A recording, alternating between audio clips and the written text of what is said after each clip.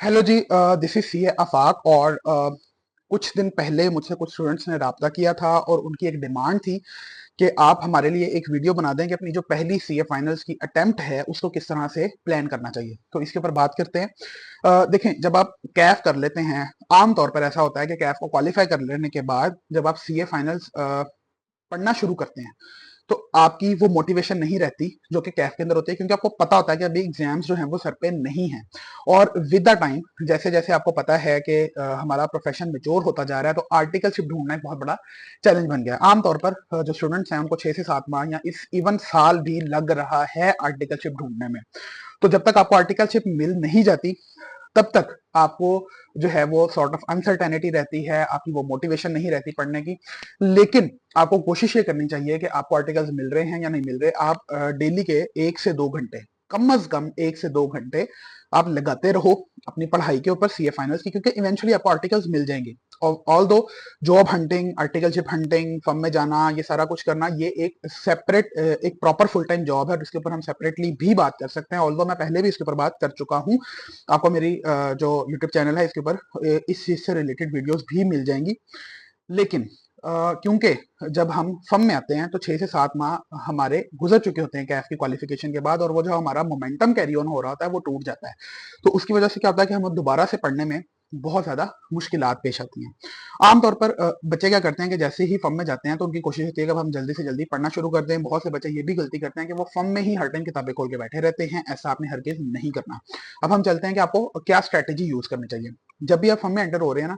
अगर तो आप पहले से ही किसी जगह पे जॉब करते रहे हैं या प्रोफेशनल एनवायरनमेंट में काम करते रहे, इवन अपना बिजनेस भी करते रहे हैं, तो फिर आपको इतना ज्यादा मसला नहीं होगा। लेकिन अगर आप फर्स्ट टाइम जो है वो ऑफिस वाली रूटीन में आए हैं तो 2 से 3 माह आपको बहुत लगेंगे अपनी कमर को सीधे करने में। आप सारा दिन फर्म में बैठोगे तो घर जाके आपकी कमर भी सीधी नहीं होगी। आपकी बॉडी को उस इन्वायरमेंट का आदी होने के लिए आपको थोड़ा सा टाइम लगेगा, एंड इट इज नॉर्मल।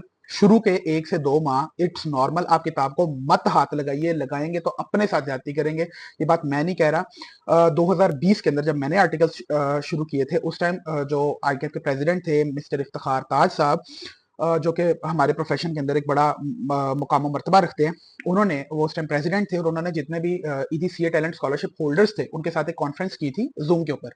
और मैं भी उसमें शामिल था क्योंकि मैं भी वो स्कॉलरशिप होल्डर हूँ। तो उन्होंने ये बात कही थी कि आप शुरू के 2 से 3 माह कोशिश करें कि आप किताब को मत हाथ लगाएं, सिर्फ अपने आप को उस रूटीन का आदी बनाएं। वंस दैट इज डन, तो फिर आपको क्या करना चाहिए, फिर आपको ये डिसाइड करना चाहिए कि अब आपने कौन से पेपर्स जो हैं उसको प्रिपेयर करना है। नॉर्मली अगर आप ऑडिट डिपार्टमेंट के अंदर हैं तो प्रेफरेंस आपकी ये होनी चाहिए कि आप ऑडिट, रिपोर्टिंग यानी कि AAFR, और साथ में कॉर्पोरेट लॉ का paper, advance corporate law practices का पेपर जो है, ये 3 पेपर्स की तरफ आप जाएं। ये क्यों मैं कह रहा हूं, इसकी वजह ये है कि जो रिपोर्टिंग और ऑडिट का पेपर है ये आपका MSA 1 अनलॉक कर देगा। और जो एडवांस कॉर्पोरेट लॉ प्रैक्टिसेस का पेपर है, ये जब आप ऑडिट करेंगे तो आपको पता चलेगा कि पाकिस्तान के अंदर जब आप फाइनेंशियल रिपोर्टिंग कर रहे हैं तो उसके अंदर कॉर्पोरेट लॉ बहुत ज्यादा इंपॉर्टेंस रखता है। जगह जगह उसकी इंप्लीकेशन आती हैं, तो वो उस चीज के लिए आपको बहुत अच्छे से प्रिपेयर कर देगा। ये बात है कि अगर आपने 3 पेपर्स अटेम्प्ट करने हैं। अब देख लेते हैं कि अगर आपने 4 पेपर्स अटेम्प्ट करने हैं तो आपको क्या करना चाहिए। अगर आपने 4 पेपर्स हैं तो बेटर ये है कि आप अपने दोनों एमएसएस को अनलॉक कर लो। तो कॉम्बिनेशन बनेगा AAFR, ARS यानी कि ऑडिट, SPM और BFD, ये 4 पेपर्स। लेकिन इसमें भी आप कोशिश करें कि अगर आप एक अटेम्प्ट में, अगर आपको अपने ऊपर यकीन है, तो आप इन 4 में से कोई एक आधा पेपर ड्रॉप करके MSA 1 को पूरा अनलॉक कर लें या MSA 2 को अनलॉक कर लें, और जो एडवांस्ड कॉर्पोरेट लॉ प्रैक्टिस है उसका पेपर लाजमी पढ़ लें। उसकी वजह यह है कि वो आपको चीज पेपर्स में भी हेल्प करेगी और प्रैक्टिकली काम करने में भी। ये उन बच्चों के लिए बता रहा हूं जो ऑडिट डिपार्टमेंट में काम करें। अपार्ट फ्रॉम दिस, कॉम्बिनेशन मैंने बता दिया, 3 पेपर्स का कॉम्बिनेशन भी बता दिया, 4 पेपर्स का कॉम्बिनेशन भी बता दिया। अगर आप 2 पेपर्स के लिए जाना चाह रहे हैं तो आप 2 स्ट्रेटेजीज यूज कर सकते हैं। या तो आप रिपोर्टिंग और ऑडिट के साथ चले जाएं, या फिर आप SPM और टैक्स के साथ चले जाएं। ये मैंने क्यों कहा, मैं इसको आगे फर्दर इलेबोरेट करता हूं अपनी बात को। बेसिकली जब आप रिपोर्टिंग और ऑडिट की बात कर रहे हैं, रिपोर्टिंग और ऑडिट ये दोनों जो सिलेबस हैं, दोनों सब्जेक्ट से जो सिलेबस हैं वो काफी ज्यादा लेंथी हैं और ये आपसे बहुत ज्यादा कमिटमेंट मांगते हैं। कुछ स्टूडेंट्स ऐसे होते हैं जो शुरू शुरू में चाह रहे होते हैं कि सिर्फ उनका जो है वो इंटरेस्ट बना रहे पढ़ाई के अंदर और कहीं उनका मोमेंटम लूज ना हो जाए। तो उनके लिए SPM और टैक्स दोनों कंपैरेटिवली, मैं ये नहीं कह रहा कि इजी सब्जेक्ट्स हैं, कंपेयर बाकी सब्जेक्ट से कंपैरिजन में ये दोनों सब्जेक्ट्स थोड़े से इजी हैं। और SPM और टैक्स को पास करने से क्या होता है कि आपका मोमेंटम बिल्ड हो जाता है, तो फिर आप बाकी पेपर्स की तरफ भी जा सकते हो। हर अटेम्प्ट में अगर आप 2 पेपर्स भी निकालते रहो तो आप ड्यूरिंग आर्टिकल्स इजीली क्वालिफाई कर सकते हो, क्योंकि अब आपके पास आर्टिकल्स में 4 से 5 अटेम्प्ट्स इजीली आती हैं। तो स्ट्रेटेजी क्या होनी चाहिए? स्ट्रेटेजी नॉर्मली ये होनी चाहिए कि जब आप आपके आर्टिकल्स शुरू हो रहे हैं, 2 से 3 माह का टाइम आपका गुजर गया है, अब आप ऑफिस की लाइफ के आदी हो चुके हो, आपकी कमर सीधी होने लग गई है, तो अब आपको ये करना चाहिए कि जो रिपोर्टिंग है उसको आप स्टार्ट करो। हफ्ते में 3 दिन कोशिश करो कि रिपोर्टिंग को दो, 3 दिन ऑडिट को दो। रिपोर्टिंग यानी कि AAFR के अंदर वो टॉपिक्स, मैं अगेन मेंशन कर रहा हूं, वो टॉपिक्स जो आपको लगता है कि आप लेक्चर्स के अलावा खुद से कवर नहीं कर सकते, उनके लेक्चर्स ले लो। मैं ये नहीं कह रहा कि आपने सारे के सारे सब्जेक्ट के लेक्चर्स लेने हैं। आप कैफ से आ रहे हो, आपकी जो फंडामेंटल कंपिटेंसी है रिपोर्टिंग के सब्जेक्ट को पढ़ने की, वो डेवलप हुई हुई है। वो टॉपिक्स जैसे कंसोलिडेशन है वो आप खुद से नहीं कर सकते फाइनल के लेवल के ऊपर, जैसे IFRS 9 है, जैसे IFRS 15 है, IFRS 16 है, जैसे आपके कुछ ऐसे टॉपिक्स होंगे जो आपको लगेगा कि आप खुद से नहीं पढ़ सकते, उनके लेक्चर्स ले लें और उनकी अच्छे से प्रैक्टिस करें। और बाकी के हफ्ते के जो 3 दिन है वो आप ऑडिट को दे दें। ऑडिट के अंदर अगेन लेक्चर्स लेना जरूरी नहीं है, लेकिन अगर आपने लेक्चर्स लेने हैं, बहुत से बच्चे गलती क्या कर रहे होते हैं कि वो जब लेक्चर ले लेते हैं ना तो उनको लगता है कि हमने पढ़ लिया है। इस वजह से मैं मना करता हूँ लेक्चर लेने से। लेक्चर लिया तो आपने कुछ भी नहीं पढ़ा, यकीन करें। जब तक आप सेल्फ स्टडी नहीं कर लेते, आप समझे आपने कुछ नहीं पढ़ा। लेक्चर के 2 से 3 घंटे अगर आपने ध्यान नहीं दिया तो वो वेस्ट ऑफ टाइम है। अगर आपने ध्यान दिया भी है तो उसकी जो इफेक्टिवनेस है लेक्चर की, वो सिर्फ 25% है। बाकी का 75% तब इफेक्टिव होगा जब आप उसको सेल्फ स्टडी के जरिए लेक्चर के बाद 1 से 1.5 घंटा सुकून से बैठ के गो थ्रू करेंगे। जहां उस चीज को क्रैम करने की जरूरत है क्रैम करेंगे, जहां उसकी अंडरस्टैंडिंग डेवलप करने की जरूरत है अंडरस्टैंडिंग डेवलप करेंगे।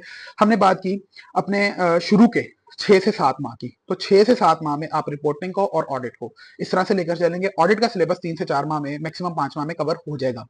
तीसरा सब्जेक्ट मोस्टली जो स्टूडेंट्स ऑप्ट करते हैं इन दो के साथ, वो होता है SPM का।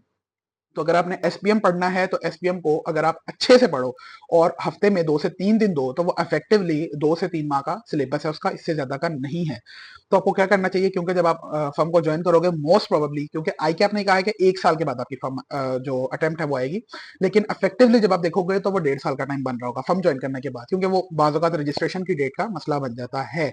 तो आपने कोशिश करनी है कि जो रिपोर्टिंग है उसको साथ के साथ आप रिवाइज करते रहो। रिपोर्टिंग को मैं क्यों कह रहा हूँ रिवाइज करते रहो, रिपोर्टिंग के जो कॉन्सेप्ट्स हैं, अगर आप आउट ऑफ प्रैक्टिस एक दफा हो गए तो वो चीज आपको बहुत ज्यादा हार्म करेगी, आपका पेपर फेल होने के चांसेस हैं। यही वजह है कि स्टूडेंट रिपोर्टिंग का पेपर पास करने में बहुत ज्यादा चैलेंजेस का सामना करते हैं।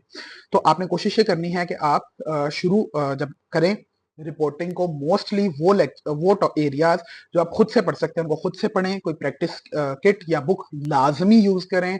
उनके इतने ज्यादा पास पेपर्स को आपको हर पास पेपर नहीं करना। जो पास पेपर आपको लग रहा है ना कि मुश्किल है, वो आपको लाजमी करना है। लेकिन अगर आप हर क्वेश्चन को सॉल्व करने की तरफ जाएंगे तो शायद वो पॉसिबल ही नहीं है। आपको सिर्फ ये करना है कि हर सिनारियो को किसी ना किसी तरह से तैयार करना है। अगर एक तरह के 3 से 4 सवाल हैं और आपने एक कर लिया है तो बाकियों को करने की जरूरत नहीं है, आप उनको देख लें, अच्छे से देख के समझ लें। अगर आपको लग रहा है देखने से कि हाँ मुझे इसकी समझ आ रही है, that is well and good. लेकिन अगर आपको देख के लग रहा है कि उसमें कोई एरिया ऐसा है जो अगर आप खुद से सॉल्व करो तो आप नहीं कर पाओगे, उसको छोड़ दें। उसको प्रैक्टिस करें खुद से, उसको सिर्फ देखने पे अपनी जो तवज्जो है वो मरकूज ना करें। तो ये था कि आपको अपनी जो फर्स्ट CA फाइनल की अटेम्प्ट है उसको किस तरह से प्लान करना चाहिए। आप रिपोर्टिंग को लंबा लेकर चलेंगे, ऑडिट को 3 से 4 माह में आप खत्म कर लेंगे, फिर अपना तीसरा सब्जेक्ट साथ स्टार्ट कर देंगे।